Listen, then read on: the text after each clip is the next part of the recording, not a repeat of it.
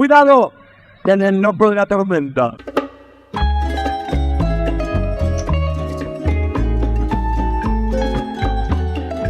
Hoy, en el ojo de la tormenta, nos vamos a ocupar de lo que se denomina la cuarta ola del narcotráfico. Desde Costa Rica, entrevistamos a una consultora en criminología debido al accionar de las bandas en ese país, lo cual repercute en todo el mundo. Soy el fuego que arde tu piel, soy el agua que mata tu sed, el castillo, la torre, yo soy la espada que guarda el caudal, tú el aire que respiro yo y la luz de la luna en el mar, la carga que temo ahogar de amor.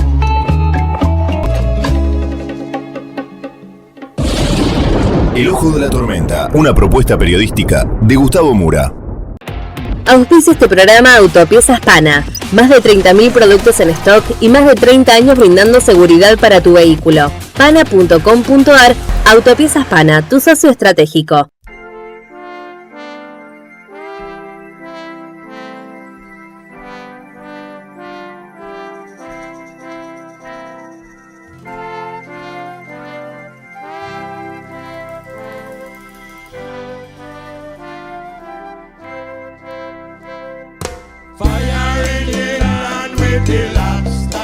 Cuando todos piensan que el crimen organizado se ha trasladado a países como Ecuador, siguen presentes en México, Colombia, ahora Venezuela también, bueno, pareciera ser que hay otro país del cual se han apoderado las bandas narcos, delincuenciales. Parece ser que es Costa Rica, la bella Costa Rica que ha sido receptiva para muchísimo turismo y se ha capacitado para ello. Todo indicaría que el narcotráfico, el crimen organizado se está dedicando en estas paradisíacas playas. Nos vamos a trasladar a San José de Costa Rica. Allí está la consultora en criminología, Tania Molina Rojas. Tania, ¿cómo estás? Bien, gracias Gustavo por la invitación, muy amable. No, al contrario. Tania, bueno, yo hice esa descriptiva para abordar directamente el tema, ¿no? ¿Es así? Sí, efectivamente, Costa Rica en este momento, bueno, ya no en este momento, desde hace un buen tiempo viene gestándose una problemática que estalló. El año pasado, el 2023, cerró con una cifra de homicidio doloso que es histórica, nunca antes se dieron tantos homicidios. El 60-70% de los homicidios dolosos que están ocurriendo en el país están absolutamente relacionados con el tráfico internacional de las drogas, con el crimen organizado en ese mercado criminal puntual, que es el del tráfico internacional de la cocaína y de la marihuana. Costa Rica sí se convirtió en un hub logístico, somos la plataforma ahora, que esto es muy triste decir, pero número uno para reexportar cocaína de la región andina hacia Estados Unidos, Europa y países que están ubicados en Asia también, que es el destino final, ¿verdad? Que eso es otra cosa que hay que señalar, que por supuesto se han dado una serie de elementos, porque el fenómeno es absolutamente multicausal, pero que han hecho que Costa Rica se convierta no solo en esa plataforma logística, sino que tienen que ver también con la sobreproducción de cocaína en Colombia y con una serie de situaciones que se han dado a nivel regional, y de cómo además cambió toda la lógica de las organizaciones criminales, ¿verdad? Puesto que nosotros estamos viviendo en toda América Latina la cuarta ola del tráfico de las drogas en este momento. Y eso implica, por supuesto, que nosotros, por estar ubicados de una forma tan estratégica y porque además tenemos una gran laxitud en nuestro sistema, no solo jurídico, sino también para poder responder con recurso humano, técnico, capacitado para proteger nuestras fronteras. Hay una serie de problemáticas que han hecho, que han sumado para que hoy Costa Rica esté en estas cifras tan desafortunadas y tenemos números muy dramáticos y este año también nosotros vamos a cerrar con una tasa muy alta, estamos ya rebasando, llegando prácticamente igual que Guatemala, en términos de homicidios dolosos en la tasa, estamos en casi 18 puntos Y bueno, también hay que decir que Costa Rica cambió.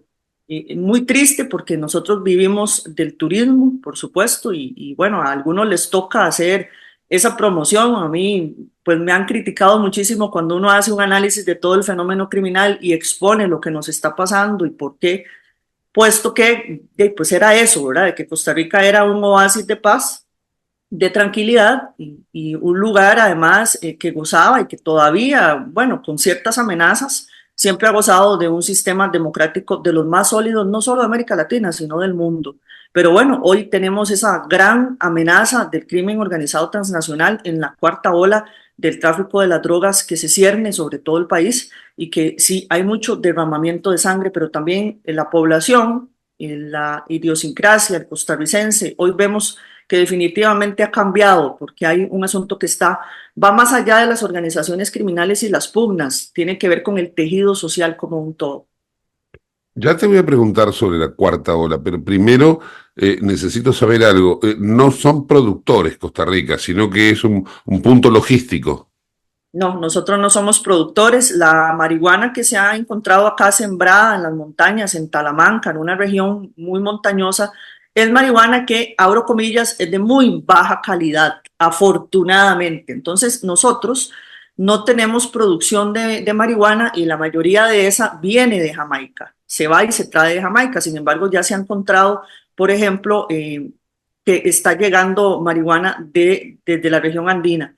Pero no, nosotros no somos productores. La cocaína que está llegando acá, la mayoría es colombiana, como toda la que está llegando al mundo, ¿verdad? Que en primer lugar todavía Colombia se caracteriza por todo ese desplazamiento, ese movimiento de la cocaína, que son ellos los que producen, además de que tienen esa problemática de la sobreproducción que derivó a partir principalmente de los acuerdos de paz, ¿verdad? Cuando se empieza a hablar de aquellos acuerdos de paz, se hizo una promesa para los cocaleros y eso incentivó muchísimo el sembradío, incentivó muchísimo la sobreproducción que estamos viendo y por supuesto todas esas toneladas de cocaína que se producen están pasando por Costa Rica también y se están reexportando. Ahora, A ver, se sirve.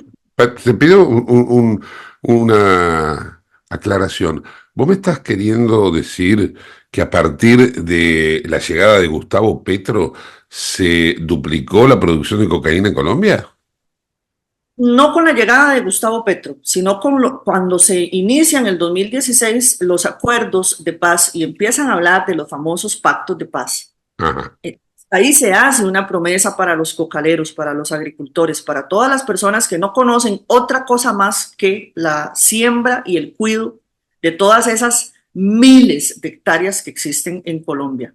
Y eso fomentó que, por supuesto, se diera más siembra porque se estaban haciendo promesas económicas, ¿verdad? De cambio lo que usted tiene sembrado por incentivos económicos. Entonces, hay una sobreproducción a partir del 2016 hacia acá. O sea, esto no es una cosa que es absolutamente nueva de este año puntual, sino que viene gestándose con los años. Pero sí ha habido una sobreproducción en Colombia y, por supuesto, todo esto tiene que desplazarse y moverse hacia los mercados Estados Unidos, Europa y Asia, pero como cambió, como estamos en esa cuarta ola que ya te voy a explicar, pues obviamente las rutas también cambiaron y cambiaron los actores criminales y eso implicó que estas organizaciones criminales y las mafias que están actuando con el crimen organizado transnacional, que ya son mafias europeas, que no teníamos antes, Claro. vieran en Costa Rica una gran posibilidad,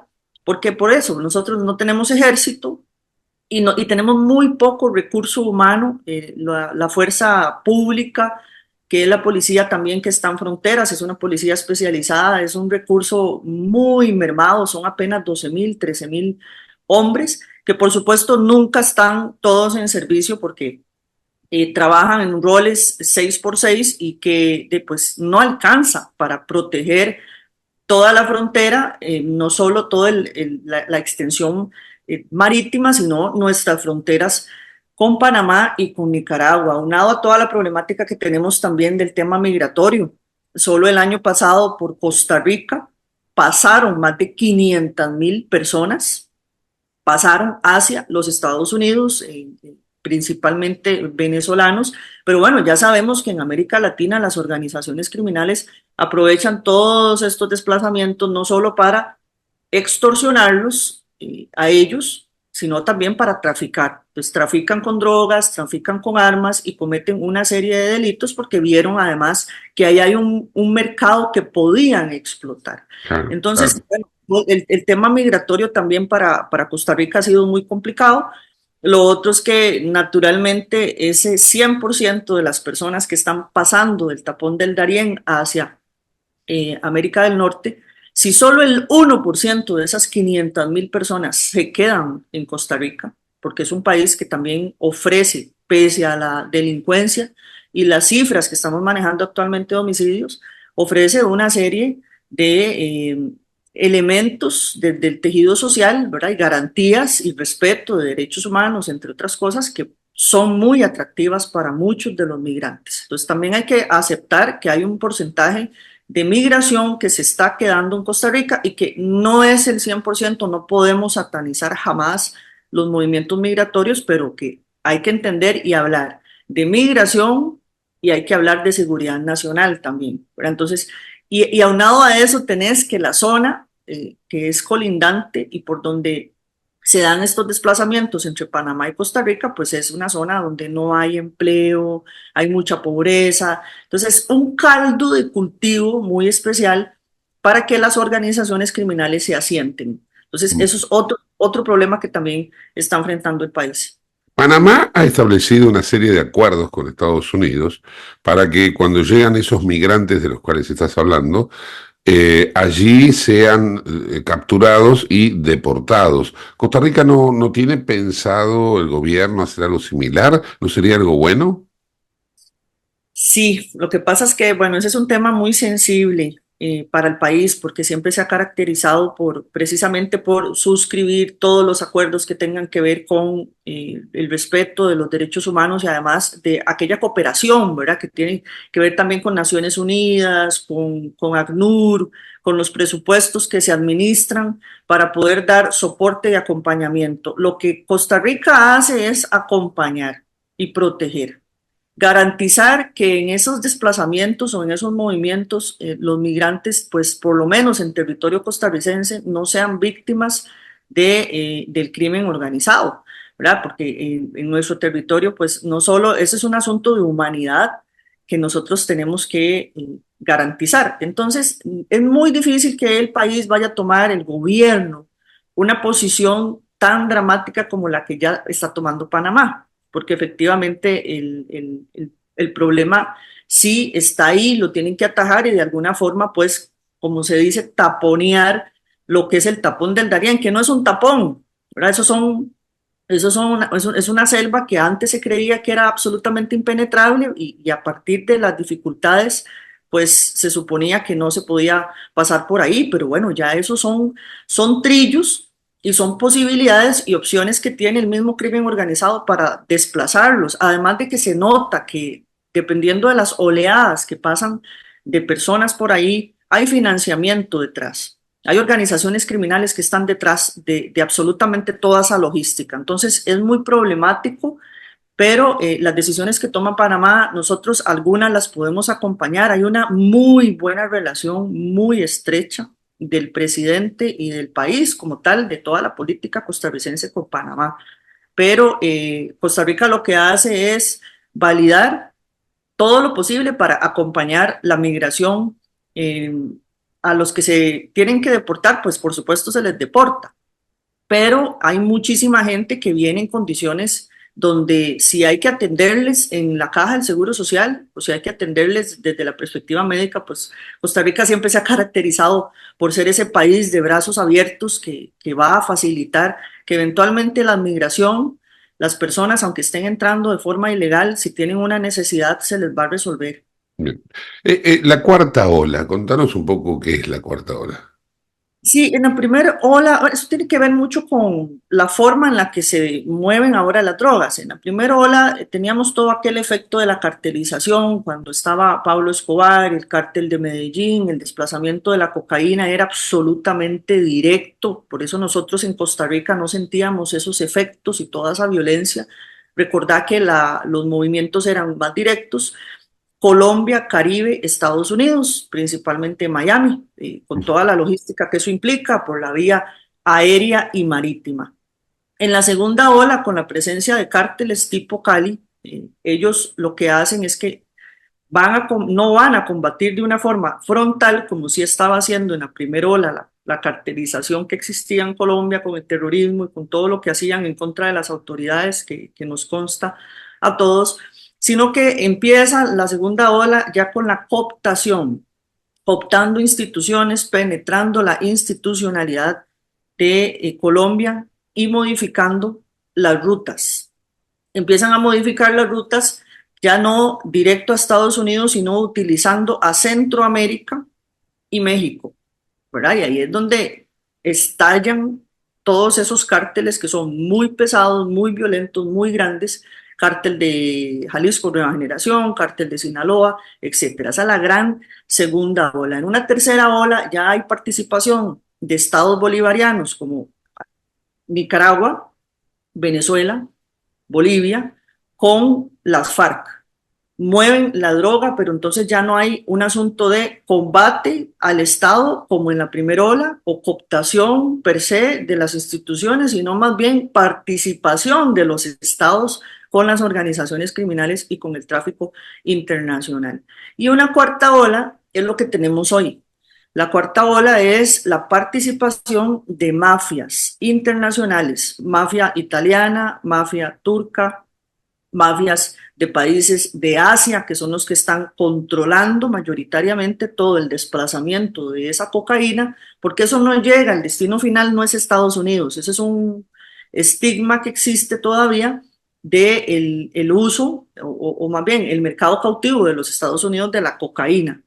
Más bien se ha comprobado que efectivamente el consumo de cocaína en los últimos 5 o 7 años ha disminuido en Estados Unidos, por cuanto ellos hoy están con un asunto que es la epidemia por consumo de opiáceos, donde ya el fentanilo tiene mayor presencia y todas las drogas sintéticas. Ellos están consumiendo más drogas sintéticas que cocaína. Sin embargo, hay un repunte de consumo de cocaína en países de Europa y por supuesto las mafias están operativizando en América Latina, cocaína colombiana, plataforma costarricense y otros países con los cárteles, pero las mafias están ahí presentes porque están a cargo de toda esa recepción de la droga en Europa y también están actuando países como Qatar, por ejemplo, en la recepción de cocaína.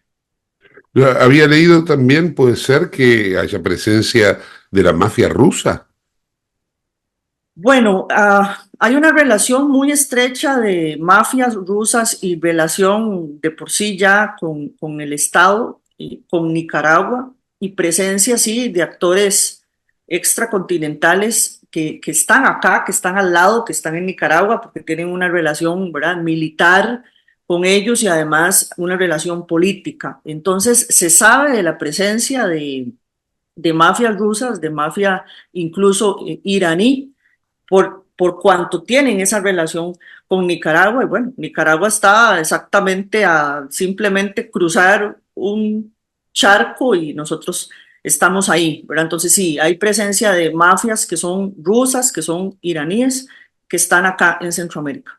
Te hago la pregunta de la mafia rusa, porque lo que había leído era que tenía mucha conexión esas mafias rusas con el financiamiento que no está teniendo por vías naturales el Kremlin para la guerra en Ucrania, y que desde allí obtenía financiamiento para seguir avanzando o financiando la guerra.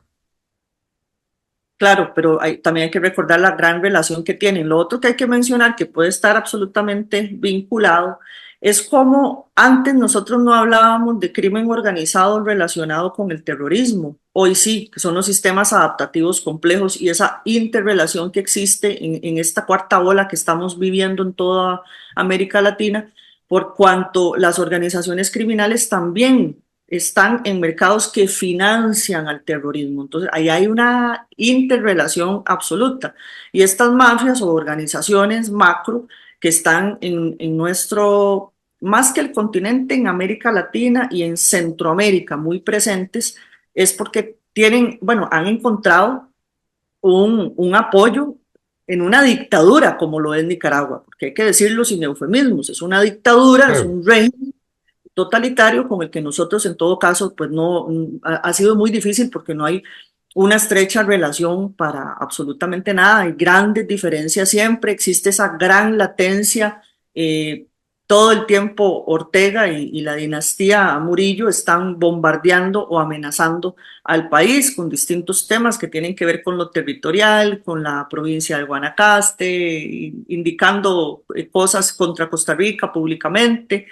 Entonces sí hay una latencia siempre y hay una amenaza constante porque ellos tienen una relación muy estrecha con Rusia, tienen una relación muy estrecha con Irán y además lucen sus armas, hacen pues estos especie de desfiles con armas que son traídas de Rusia para de alguna forma tenernos a nosotros siempre, ¿verdad?, bajo amenaza de que están fuertemente armados, además de que ellos tienen ejército, nosotros no tenemos ejército y nosotros en Costa Rica todo lo resolvemos pues en la diplomacia, en la Corte Internacional, como ya hemos tenido que hacer en otras oportunidades por cuestiones estrictamente con Nicaragua, territoriales. Y entonces sí, es una amenaza que está ahí, que es latente, que está aquí a la vuelta, se encuentran ellos muy activos, hay presencia, hace muy poco se vio en las noticias cómo ellos llegaron,